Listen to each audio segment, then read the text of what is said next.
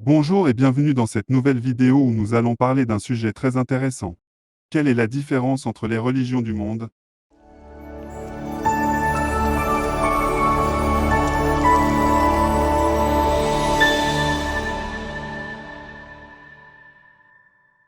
Il existe de nombreuses religions dans le monde qui ont des croyances, des pratiques, des rites, des symboles différents. Comment s'y retrouver? Quelle est la vérité? Quelle est la religion qui plaît à Dieu? Pour répondre à ces questions, nous allons comparer les principales religions du monde sur 4 points essentiels. 1. La conception de Dieu. 2. La conception de l'homme. 3. La conception du salut et la conception de la révélation. Premièrement, la conception de Dieu. Comment les religions voient-elles Dieu? Est-il unique ou multiple? Est-il personnel ou impersonnel? Est-il transcendant ou immanent? Est-il créateur ou partie de la création? Le christianisme affirme qu'il n'y a qu'un seul Dieu, qui est personnel, transcendant et créateur. Il se révèle en 3 personnes. Le Père, le Fils et le Saint-Esprit. Il est saint, juste, bon, amour, fidèle, tout-puissant, omniscient, omniprésent. L'islam affirme qu'il n'y a qu'un seul Dieu, qui est personnel, transcendant et créateur. Il se nomme Allah et il n'a pas d'associé ni de fils. Il est miséricordieux, clément, souverain, juge, maître et seigneur. Le judaïsme affirme qu'il n'y a qu'un seul Dieu, qui est personnel, transcendant et créateur. Il se nomme Yahvé, et il a fait alliance avec le peuple d'Israël. Il est saint, juste, bon, fidèle, libérateur et roi. L'hindouisme affirme qu'il y a plusieurs dieux, qui sont impersonnels, immanents et partis de la création. Ils sont les manifestations du Brahman, l'absolu sans forme ni attribut. Ils sont nombreux et variés, Brahma le créateur, Vishnu le conservateur, Shiva le destructeur. Le bouddhisme affirme qu'il n'y a pas de Dieu, mais seulement des êtres éveillés ou illuminés appelés Bouddha. Le Bouddha historique est Siddhartha Gautama, qui a atteint le nirvana par sa sagesse et sa compassion. Il n'est pas un Dieu mais un guide spirituel. L'athéisme affirme qu'il n'y a pas de Dieu du tout, mais seulement la matière et l'énergie. Le monde est le produit du hasard et de la nécessité. La vie n'a pas de sang ni de but. Deuxièmement, la conception de l'homme. Comment les religions voient-elles l'homme? Est-il à l'image de Dieu ou non? Est-il pécheur ou non? Est-il libre ou non? Est-il mortel ou immortel? Le christianisme affirme que l'homme est à l'image de Dieu, mais qu'il a péché en désobéissant à Dieu et qu'il a perdu sa communion avec lui. Il est sous la condamnation divine et il a besoin du salut. Il est libre de choisir entre le bien et le mal.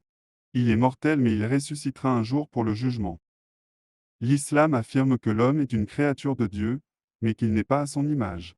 Il a péché en oubliant Dieu et en suivant ses passions. Il est sous la miséricorde ou la colère de Dieu selon ses œuvres. Il doit se soumettre à la volonté de Dieu. Il est mortel mais il ressuscitera un jour pour le jugement. Le judaïsme affirme que l'homme est à l'image de Dieu, mais qu'il a péché en désobéissant à Dieu et qu'il a rompu son alliance avec lui. Il est sous la bénédiction ou la malédiction de Dieu selon son obéissance à la loi. Il doit respecter les commandements de Dieu. Il est mortel mais il ressuscitera un jour pour le jugement. L'hindouisme affirme que l'homme est une partie de Dieu, mais qu'il l'ignore à cause de l'illusion. Il est prisonnier du cycle des réincarnations et du karma. Il doit se libérer de l'ignorance et du désir. Il n'est pas libre mais soumis à la loi du destin. Il est immortel mais il change de corps à chaque vie. Le bouddhisme affirme que l'homme n'a pas d'âme ni d'identité permanente, mais qu'il est un agrégat de 5 éléments, le corps, les sensations, les perceptions, les formations mentales et la conscience. Il est prisonnier du cycle des réincarnations et de la souffrance. Il doit se libérer de l'attachement et de l'ego. Il n'est pas libre mais soumis à la loi de la causalité. Il est immortel mais il change de forme à chaque vie. L'athéisme affirme que l'homme n'est qu'un produit de l'évolution, et qu'il n'a pas de valeur ni de dignité intrinsèque, qu'il n'a pas de responsabilité ni de morale absolue. Il est le maître de son destin et le créateur de son bonheur. Il est libre mais limité par les lois de la nature. Il est mortel et il n'y a pas de vie après la mort. Troisièmement, la conception du salut. Comment les religions voient-elles le salut? Est-il un don gratuit ou un mérite personnel? Est-il basé sur la grâce ou sur les œuvres? Est-il acquis ou progressif? Est-il individuel ou collectif? Le christianisme affirme que le salut est un don gratuit de Dieu, qui nous pardonne et nous justifie par la foi en Jésus-Christ, qui est mort pour nos péchés et qui est ressuscité pour notre justification. Le salut est basé sur la grâce et non sur les œuvres. Le salut est acquis dès que nous croyons en Jésus-Christ, mais il se manifeste progressivement dans notre sanctification. Le salut est individuel mais il nous insère dans le corps de Christ, qui est l'Église. L'islam affirme que le salut est un mérite personnel, qui dépend du jugement de Dieu, qui pèse nos bonnes et nos mauvaises actions. Le salut est basé sur les œuvres et non sur la grâce. Le salut n'est pas acquis mais incertain jusqu'au jour du jugement. Le salut est individuel mais il concerne aussi la communauté des croyants, qui est l'Alouma. Le judaïsme affirme que le salut est un mérite personnel, qui dépend de l'obéissance à la loi de Dieu, qui régit tous les aspects de la vie. Le salut est basé sur les œuvres et non sur la grâce. Le salut n'est pas acquis mais progressif jusqu'à la venue du Messie. Le salut est individuel mais il concerne aussi le peuple élu, qui est Israël. L'hindouisme affirme que le salut est une libération personnelle, qui dépend de la connaissance de Dieu, qui se manifeste sous différentes formes. Le salut est basé sur les œuvres et sur la dévotion. Le salut n'est pas acquis mais progressif à travers les cycles des réincarnations.